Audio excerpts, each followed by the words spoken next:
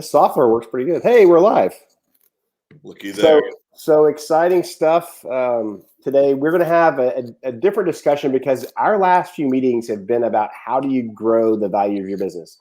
We spent the last couple of weeks talking about a bunch of different things, including your personal life and your professional life. But today we're going to let's talk business stuff.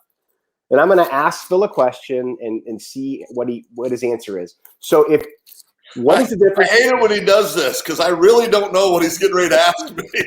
So why do some businesses, restaurants build and grow into multiple locations while others don't? What's the one differentiating value proposition of all of those things? The ones that blow it up and grow exponentially and the ones that just kind of sit still, saying they all have a good product.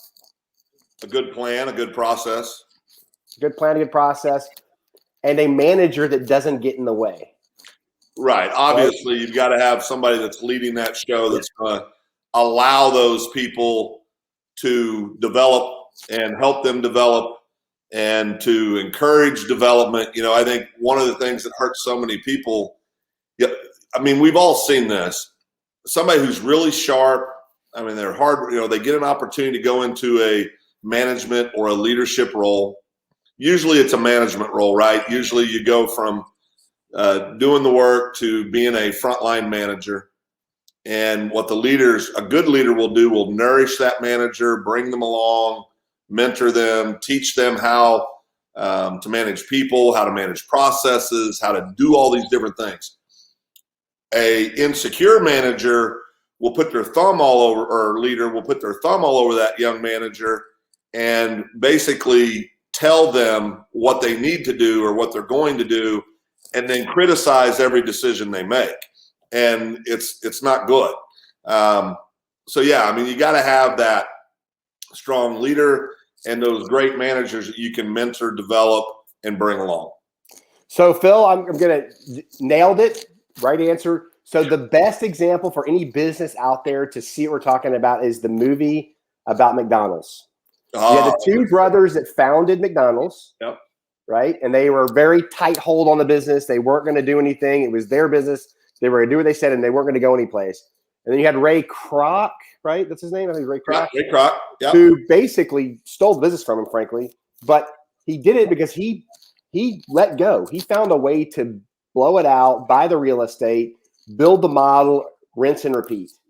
That is the difference between being in the owner's trap for the two brothers and not with Ray. Right. And if you're a business owner and you're in the owner's trap right now, in other words, you're there doing everything that needs to be done, that's a problem. Well, and I think it's real important we help everybody understand when Dave says owner's trap, it's when you're basically, you own the place, but you're being the worker bee, you're doing every job, you're not delegating, you're not thinking about how can I grow my business, how can I develop other people and to be strong managers and then leaders. You're not thinking about those things. You're so caught up in just doing the task at hand that you never develop your business. And that affects, it's a high percentage of business owners. Small businesses, that's why most of them don't make it to the second generation, because the business dies when the owner dies. You'll hear people tell owners, and we've seen this with clients where they'll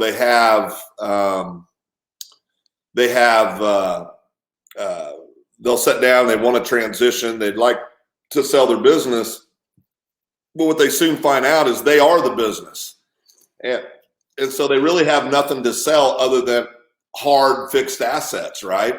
Because, you wake up and you're ready to go retire and enjoy your senior years, and you basically have your stuff to sell because nobody's going to pay for a business that's living in Boca Raton playing golf every day, right? Because you were the business. So the owner trap is a serious problem. It can be I shouldn't say easily. It is easy to fix, but it requires some hard work from that owner to establish, and usually the work is between, I like to say that 6 inches between your ears that screws everything up. The owner's trap is a byproduct of not having enough confidence or many times the know-how of how to build a process and a system that allows other people to come alongside and help you develop the business. Okay, nailed it. Now here's the next one. Henry Ford, we talked about process. The next thing you do is you got to have streamlined process. So the first person to automate automobile production was Henry Ford. Yep. And he grew that company into a multi-billion-dollar company. I think they had $50 billion in profit last year. Yep.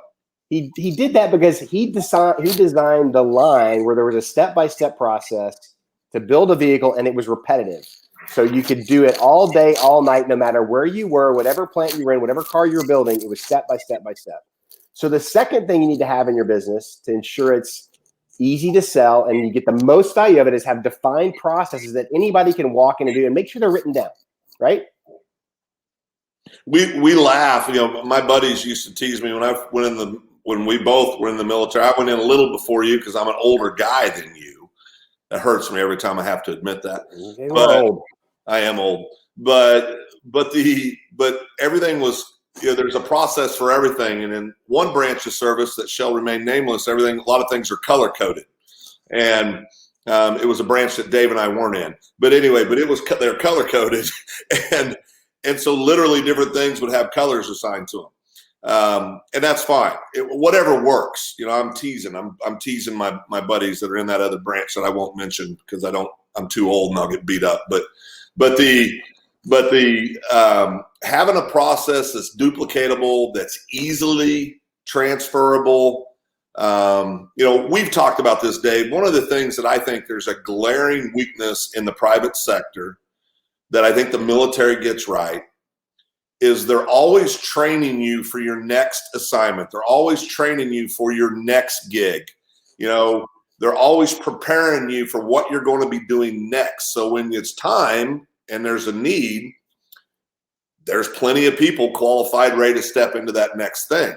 You know, we tell our clients on a daily basis, you got to constantly be recruiting talent. You got to constantly be looking for new people because there's going to be turnover, either literal turnover where people leave your organization for whatever reason, or you're going to have to promote people, right? There's going to be opportunities for people to take on new roles.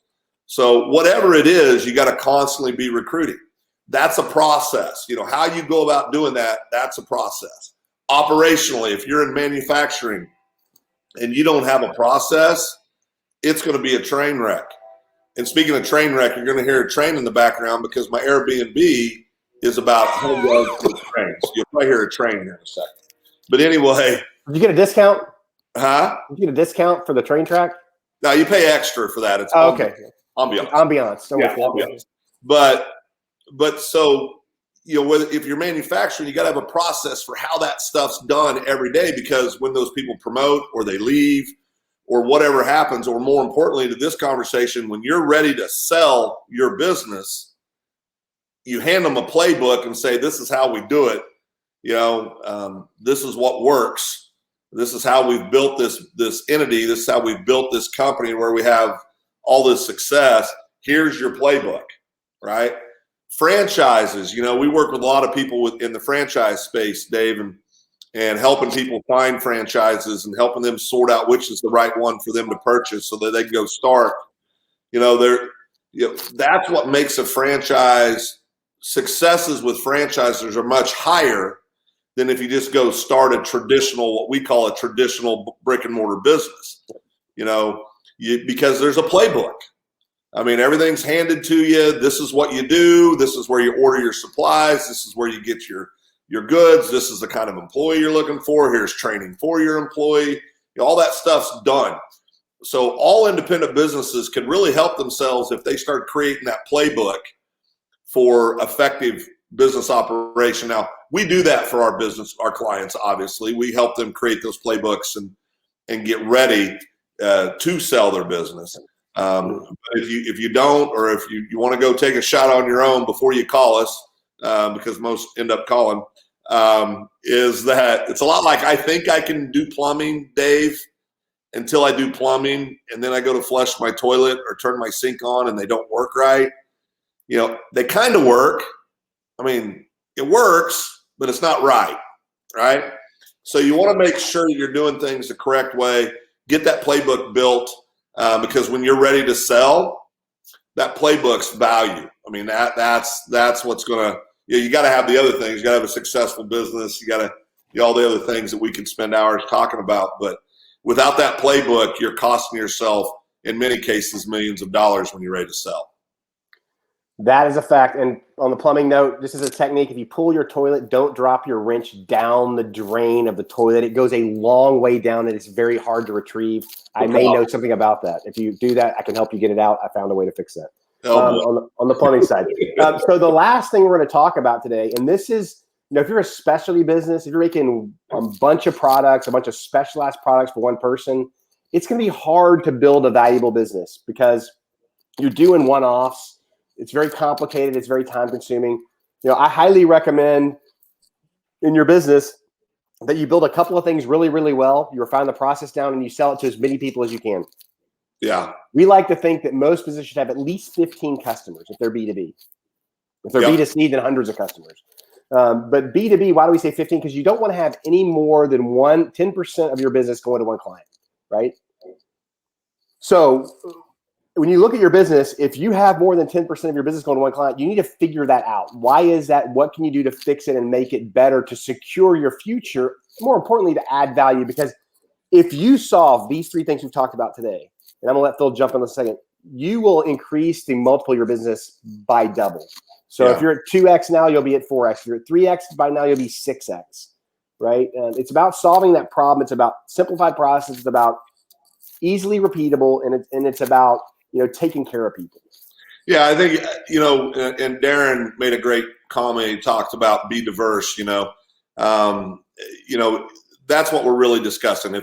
To put it in to give an example, I think that most people can relate to. If you have $5,000 that you're wanting to invest in mutual or stocks, right? A lot of people went to mutual funds. Why do they do mutual funds? Because mutual funds are made up of a bunch of other stocks inside this mutual fund. So you're diversifying, you're hedging the potential of loss or increasing your opportunity for success. I'd rather say it that way than talk about the loss, right? Yep. So same thing with business. If you've got 2 master service agreements and that's all you have, you're 1 master service agreement away from firing you. So you're 1 client away from saying, hey, we're either selling, going out of business, or we found that somebody else is going to do what you're doing, to your business being worth half of what it was worth. Okay? Overnight.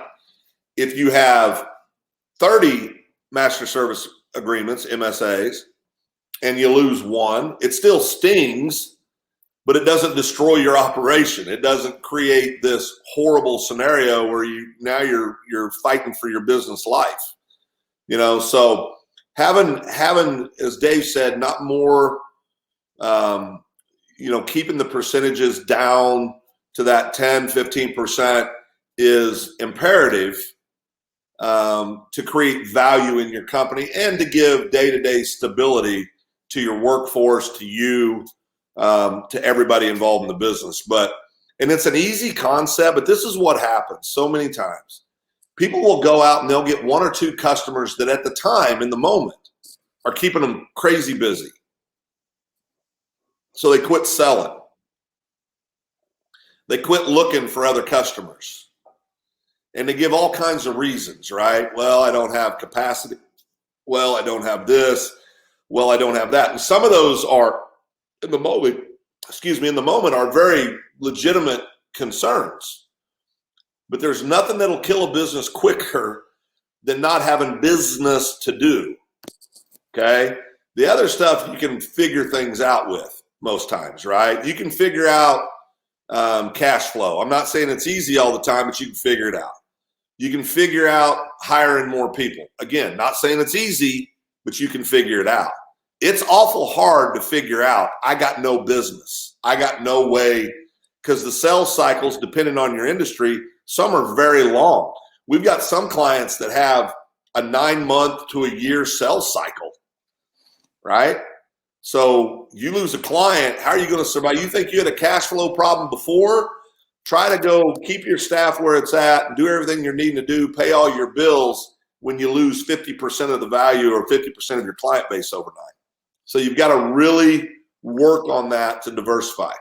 If you do those things and you are constantly looking for new clients, constantly looking for new employees, constantly sharpening the steel on your processes, now you're building a business to sell. Now you're building a business that's going to have real value at the end of the day.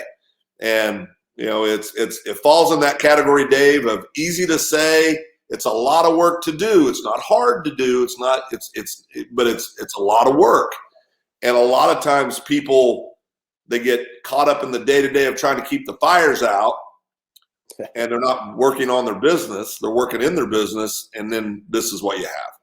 Yeah, that's a great comment, working on your business and not in your business. We work with clients that are so in the tactical level of their business, it would benefit them. It benefits them to take 2 hours a day or 4 hours a week to think about the things they can do to make their business better and grow it, and where they need to go. And I really think every business owner should block time in their calendar for strategic thinking, at least a half day a week, to go through that process and think about what's going on and what they can do next to build the business, right? To simplify the business, to improve the business, as opposed to solving the tactical problems that your sales team is having, or your operations team's having, or your development team's having, whatever that is. You've got to think to the future. Now, we also work with clients on the other end of the spectrum. It's all they do is think about how they can build different products for their business.